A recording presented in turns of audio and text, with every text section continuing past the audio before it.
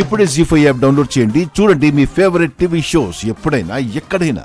పాప బ్రతికుండుంటే తనతో పాటు సరదాగా కార్లో తిరుగుతూ ఉండేవాళ్ళం. ఇద్దరం దురదృష్టవంతులు. కార్ ఆపండి. ఎందుకు ఆపమని చెప్పానా?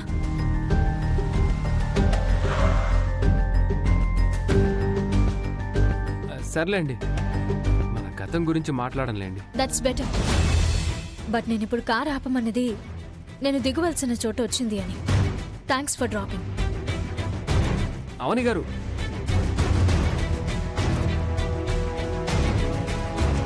అవని గారు, ఇంటి వరకు డ్రాప్ చేస్తానండి. ఇంట్లో వాళ్ళతో నన్ను తిట్టించడానికా? అది కాదండి.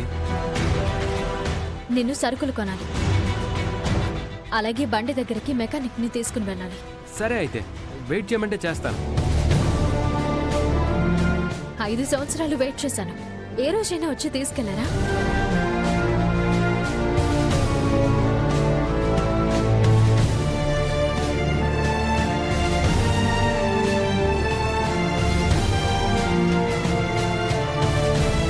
గుడిలో కలిసిన సార్ కదా?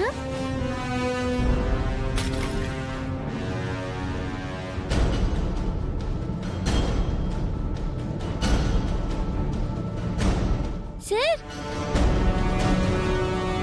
Sir sir Srikar sir. అయ్యో, సార్ ఫోన్ పడేసుకున్నారు.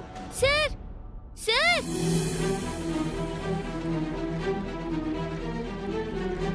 అక్షయ ఎవరిని పిలుస్తుంది?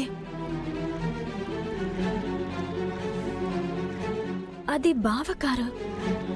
బావనెందుకు పిలుస్తుంది?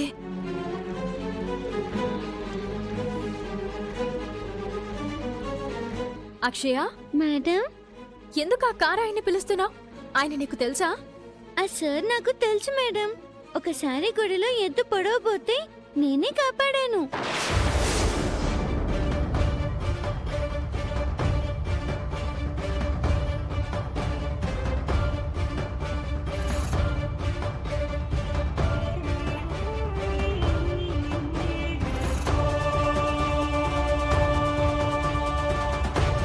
ఆ సార్ని కాపాడింది నువ్వా? ఆయనకి అలా జరిగిన విషయం నాకు తెలుసు గాని ఆ కాపాడిన దానివి నువ్వు అని నాకు తెలీదు.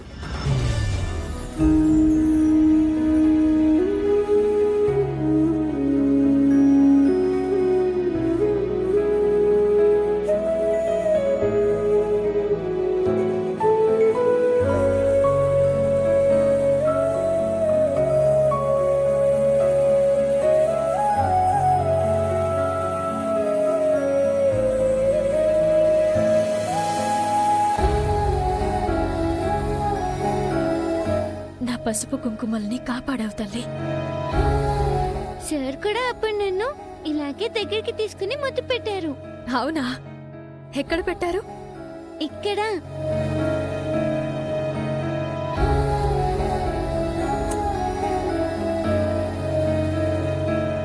నేను ఆ సార్ని కాపాడితే మీరెందుకు మేడం ఇంత కృతజ్ఞత చూపిస్తున్నారు?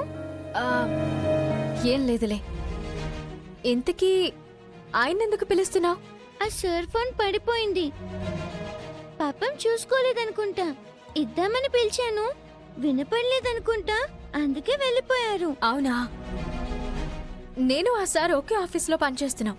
నాకివ్వు, నేను ఆయనకి ఇచ్చేస్తాను. సరే madam. Okay madam, bye. Bye.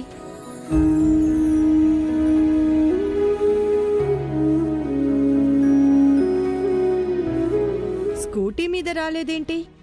నీ బండేమైంది? రిపేర్ అయిందక్క. అందుకేనా శ్రీకర్ కారెక్కావు? ఇందాక నేను రోడ్లో వస్తుంటే తమరు ఆ శ్రీకర్ గారితో కారులో వెళ్తుండడం నేను చూశాను.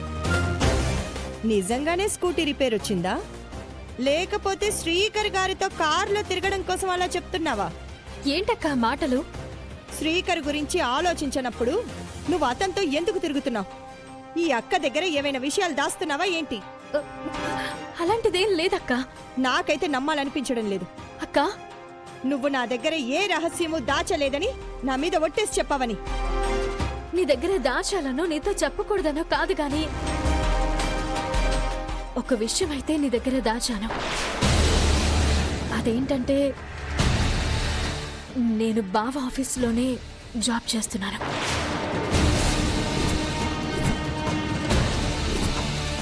మేం రోజు కలుస్తున్నాం. ఈ మధ్య ఓసారి ఆ ఇంటికి తప్పనిసరి పరిస్థితుల్లో వెళ్ళి రావాల్సి వచ్చింది కూడా. నీ దగ్గర నేను ఇంతకంటే పెద్ద రహస్యాలు దాచలేను. నిన్ను మోసం చేసేంత రహస్యాలని దాచలేను. ఈ విషయం మాత్రం ఎందుకు దాచావు? నీతో చెప్తే ఆ ఇంటికి వెళ్ళి గొడవ పడతావని అనిపించింది. అందుకే చెప్పుకోలేకపోయాను. మీరు భార్య భర్తలుగా దూరం అయ్యారు. ఆకాశం భూమి కలవదన్నట్టు ఇద్దరు కలిసి ఉండడం లేదు. కానీ ఇద్దరు ఒకే చోట పనిచేస్తున్నారు. అసలు మిమ్మల్ని ఎలా అర్థం చేసుకోవాలో నాకైతే అర్థం కావడం లేదు. అక్క, మా ఇద్దరికి ఒకరంటే ఒకరికి ఇష్టం ఉంది. ఆ ప్రేమలు మేము చనిపోయేంత వరకు బ్రతికే ఉంటాయి. కానీ పరిస్థితులు మమ్మల్ని విడదీశాయి. ఈ మధ్య అత్తయ్య వాళ్ళలో కూడా మార్పు కనిపించిందక్క. నాకు దగ్గరవ్వాలని, నన్ను దగ్గర చేసుకోవాలని వాళ్ళ మాటల్లో నాకు అర్థమైంది. నువ్వేమైనా కలగన్నావా? లేదక్కా, కళ్ళతో చూశాను.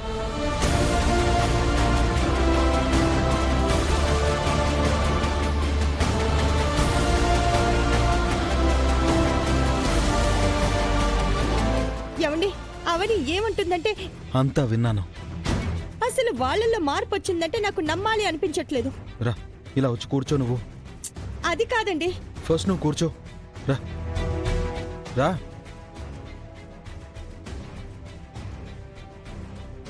ఇద్దరూ మళ్ళీ కలుసుకునే రాత ఉన్నట్టుందని నేను ఇంతకు ముందే చెప్పాను. అదే జరుగుతుందని ఇప్పుడు అవని మాటలు విన్న తర్వాత నాకు నమ్మకం కలిగింది. జీవితంలో కష్టాలు సుఖాలు వస్తూ ఉంటాయి, పోతూ ఉంటాయి. 7 అడుగులు వేసిన భార్యాభర్తలు మాత్రం ఎప్పటికీ కలిసే ఉంటారు. కలిసి ఉండలేకపోయే వాళ్లే దురదృష్టవంతులు. ఎంతమంది భార్యాభర్తలు విడిపోయి మళ్ళీ కలుసుకోలేదు. ఆ జంట కూడా ఖచ్చితంగా కలుస్తుంది. ఆ మనసులు పవిత్రమైనవి, అగ్ని కంటే పవిత్రమైనవి. ఆ హృదయాలు ఎప్పుడూ ఒకరి కోసం ఒకరన్నట్టు ఊపిరిని తీసుకుంటూ ఉంటాయి. అవి విడిపోవు, విడిపోతే బ్రతకలేవు. శ్రీకర్ కూడా మంచివాడే కాబట్టి వాళ్ళిద్దరూ తొందరలో కలిసిపోయి బావుండాలని, ఆ కలయిక ఇద్దరికీ కొత్త జీవితం ప్రసాదించాలని కోరుకుందాం. నా చెల్లెలు ఎప్పుడు సంతోషంగా ఉండాలనేదే నా కోరిక. దాని జీవితం బాగుపడితే నాకు అంతకంటే సంతోషం ఇంకేం కావాలి? జీ5 యాప్ డౌన్లోడ్ చేసి అన్ని ఎపిసోడ్స్ పూర్తి ఉచితంగా చూడండి.